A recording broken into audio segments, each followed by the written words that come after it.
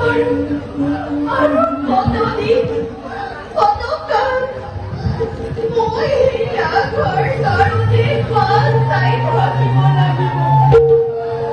একে সময়তে দুয়ো ভগ্নী গৰ্ভধাৰণ কৰিও আজি মাতৃ হ'ল হতাহৰ্ষ সন্তানৰ জননী।